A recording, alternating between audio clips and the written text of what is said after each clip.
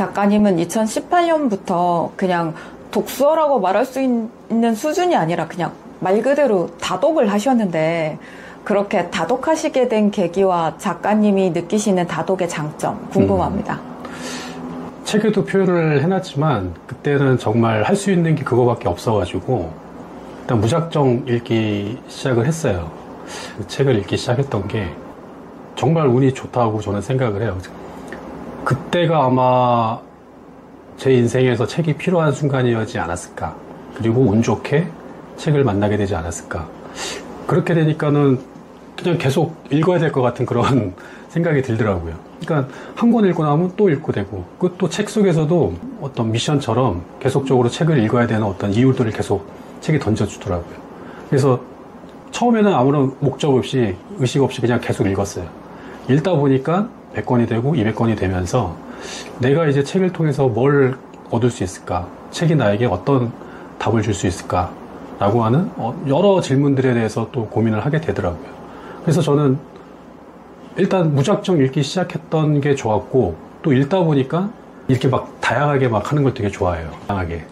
그냥 다독이라는 게 뭐 독서법을 보면은 사람마다 다 다른 것 같아요. 그러니까 취향이 있다고 그러죠. 다독을 하는 이유는 그냥 여러 가지로 읽는 게 저에게는 좋더라고요. 지루하지 않고 심심하지 않고, 또 분야를 넓혀가면서 읽어보니까 저도 워낙에 지식이 없다 보니까 그냥 여러 가지들 읽으니까 그게 재밌는 거예요. 다양한 분야나 다양한 장르를 읽으셨다는 말씀이신 네, 거죠? 네. 네네. 그렇죠.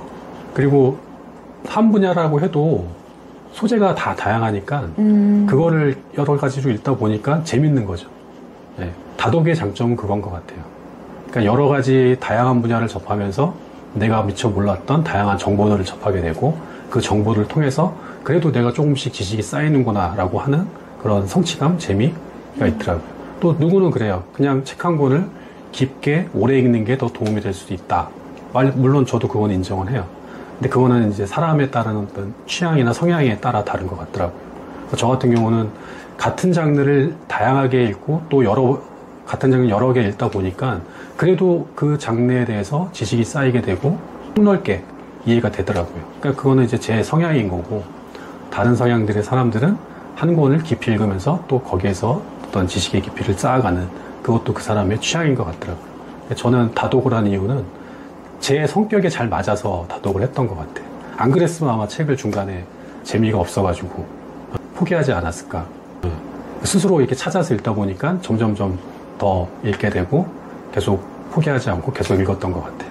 그게 다독이 된 것 같아요. 네. 네, 저서에서 독서 방법 중에 묶어읽기라는 방법을 추천해 주셨어요. 근데 묶어읽기가 뭔지 좀 생소하실 것 같은데, 방법이 어떻게 효율을 높여준다고 생각하셨는지도 말씀 같이 부탁드립니다. 직장인들이 대부분 부업으로 부동산을 많이 하시잖아요. 그러니까 부동산 공부를 하려고 하면은 알아야 될 게 되게 많아요. 그런데 시간은 없어요. 그럴 때 활용을 할 수 있는 게, 부동산도 여러 분야가 있죠. 만약에 경매를 한다고 하면은 경매 관련된 책들이 여러 가지가 있어요. 그렇다고 해서 경매만 한다고 해서 또 되는 건 아니죠. 경매를 하게 되면은 세법도 알아야 되고 또 여러 가지 관련된 것들을 알아야 되는데, 그 각각의 분야들에 대해서 적어도 3-4권씩 같은 장르로 같이 읽게 되면은 겹치는 내용들이 여러 있어요. 그러면 겹치는 내용들은 빠르게 흡수를 하고, 또 거기서 새로운 내용들은 또 다시 내가 가져갈 수 있는 거죠. 네. 그렇게 해서 짧은 시간 안에 내가 원하는 어떠한 전문 지식들을 빠르게 확장시킬 수 있는 그 방법이거든요.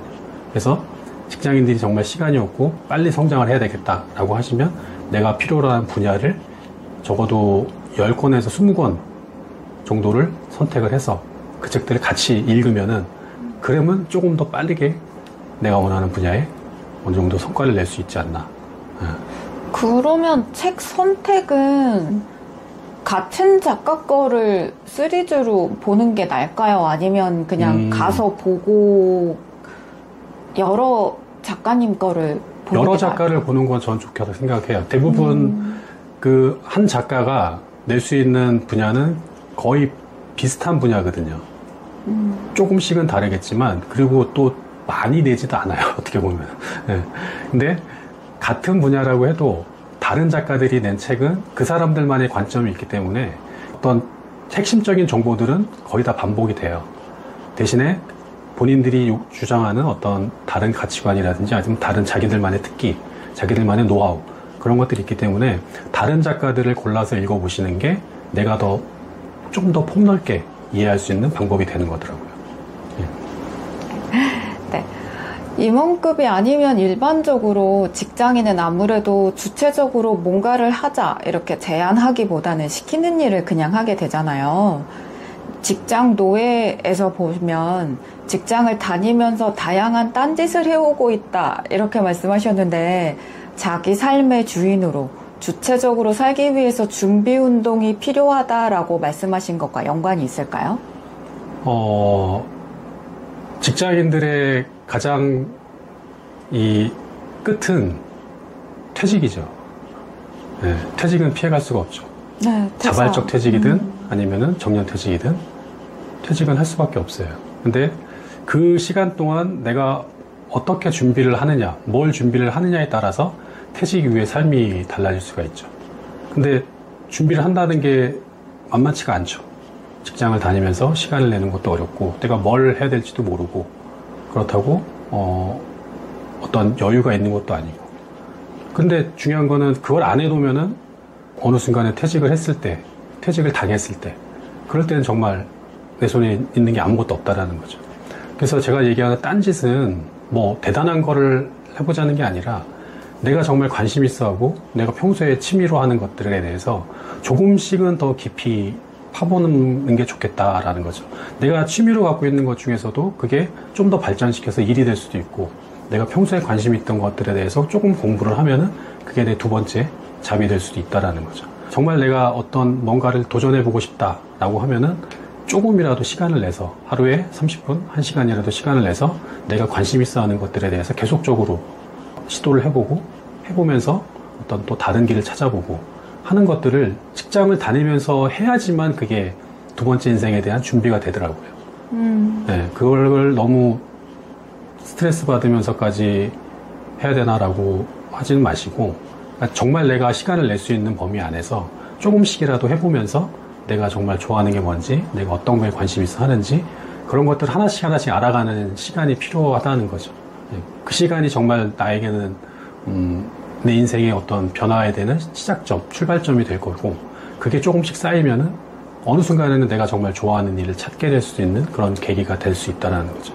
그래서 그 딴짓이라는 거는 어떻게 보면 나를 찾아가는 그런 시간들인 것 같아요. 그 시간들을 적어도 내 인생에서, 내 하루에서 30분이든 1시간이든 꼭 시간을 내서 만들어서 거기에 투자를 해봤으면 좋겠다. 그 투자한 것들이 결국에는 내가 두 번째 인생을 준비할 때 밑바탕이 될 수 있다라는 거를 말씀을 드리고 싶죠. 네. 옆에 직장노예 책 있잖아요. 그 네. 표지 보면 날아오르고 있는 그런 표지인데 네.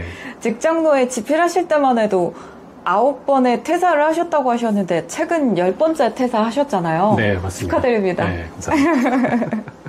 지금은 어떤 삶을 꿈꾸고 계시는지 갖고 계신 비전과 뭐 설정하신 단기 목표 있다면 몇 개만 공유해 주세요. 비전은 제가 2018년도부터 마음속에 담아두고 있었던 건데 저 같은 두 번째 인생을 준비하는 분들이 어딘가에서 제대로 된 공부를 할 수 있는 그런 공간이 있었으면 좋겠더라고요. 저도 예전에 그 닷컴스쿨이라는 데서 자기 개발을 위해서 거기서 공간을 통해서 사람들도 만나고 공부도 하고 했는데 그런 공간들이 솔직히 우리 중년들한테는 잘 없더라고요. 그래서 제가 생각하는 그런 형태의 학교죠. 학교를 만들어서 저처럼 두 번째 인생을 준비한다든지 아니면은 뭐 새로운 어떤 출발점의 계기가 필요한 분들, 그런 분들한테 그런 기회를 제공할 수 있는 그런 학교를 만드는 게 최종의 비전이고, 그거를 위해서 지금 내가 해야 될 거는 많은 사람들을 일단 만나는 거죠. 다양한 사람들을 만나면서 내가 어떤 사람인지를 알리고 또 그들한테 또 필요한 도움이 될 만한 것들에 대해서 끊임없이 교류를 하고 또 그 사람들을 만나서 그들한테 상생을 하면서 저의 어떤 영향력을 키우면서 또 수입도 생겨야 되니까. 네. 뭐 협업이 될 수도 있겠네요. 네. 네. 그래서 여러 사람들을 많이 만나려고 그렇게 노력을 하고 있고 또 제가 가지고 있는 이 재능들을 통해서 필요하신 분들한테 도움도 드리고 또 제가 어떤 영향력을 가질 수 있게끔 계속적으로 책도 쓰고 강의도 하고 단기적으로는 계속 목표를 세워가지고 이게 제가 몸집을 키우는 과정이죠 지금은. 네, 본격적으로. 직장 다닐 때는 그렇게 몰입을 해서 못했는데 내 사업이라고 해서 시작을 했기 때문에 단기적으로 차근차근 제가 할 수 있는 역량들을 최대한 발휘해서 점점 제 몸집을 키워가려고 하는 준비를 하고 있습니다. 네, 피곤하셨나봐요, 입술이. 안 피곤해도 이게 생기더라고요. 네. 다음은 공통질문 2가지인데요. 네. 김영준 작가님이 생각하는 행복, 뭐라고 생각하세요? 행복에 대해서 정의를 한 책들이 되게 많죠. 네. 네. 근데 제가 생각하는 행복은 자기 만족인 것 같아요. 자기 만족이라는 게 어떤 이기적인 자기 만족이 아니라 내 주변의 사람들하고 같이 어울려 있을 때 그들이 즐거워하고 그들이 행복해하고 그들에게서 어떤 내가 뭔가를 기여할 수 있는 그 기여를 통해서 그들이 뭔가 조금 성장을 하고 조금 더 나아지는 모습을 볼 때 그런 모습을 내가 볼 수 있는, 보고 있는 그게 제가 누릴 수 있는 어떤 행복인 것 같더라고요. 좋게는 이게 가족들이 그냥 즐겁고 행복하게 서로 얼굴 비킬 일 없이 그냥 별일 없어도 그냥 하루가 그냥 잘 넘어가는 그걸 내가 지켜보고 있는 것 자체도 행복인 거고 내가 가르치는 누군가가 어떤 성과를 냈어요. 그 성과를 내는 모습을 보는 것도 저한테는 행복이고 그런 것들이 정말 대단하거나 아니면은 어떤 특별하게 뭔가를 해서야만 얻는 건 아니더라고요.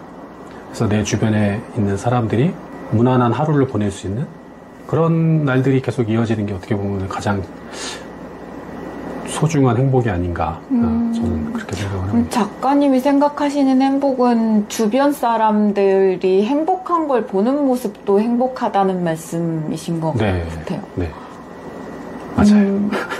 어우러짐을 되게 중요시한다는 느낌이 들기도 했고요. 이미 작가님은 저서에서도 많은 책들 추천해 주셨는데요.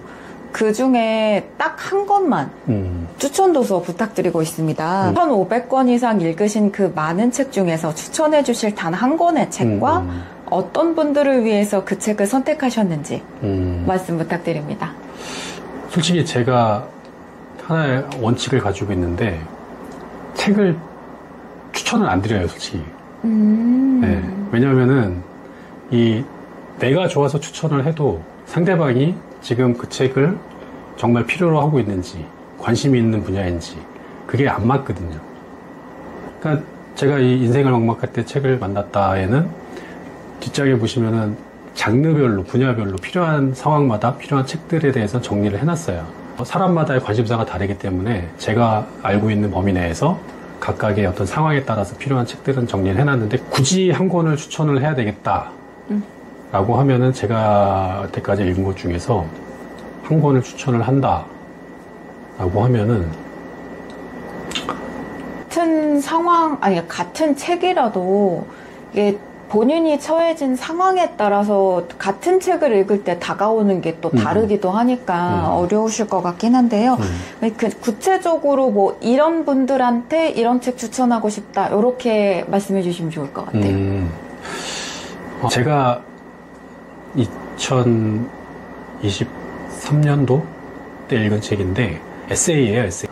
길 위에서 하버드까지라고 여주인공이 되게 불우한 환경에서 자랐어요.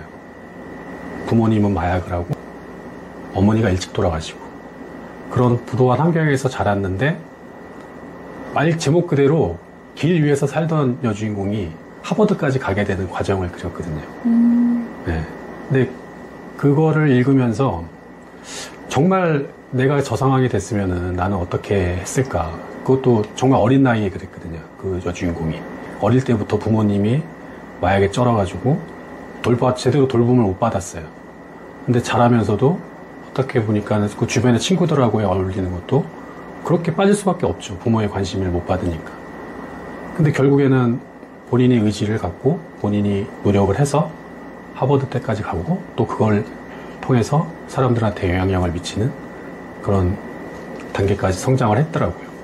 그래서 정말 내가 어떤 변화가 필요하고 성장을 해야 되겠고 어떤 결심을 해야 되겠다라고 하면은 그 책을 한번 읽어보시면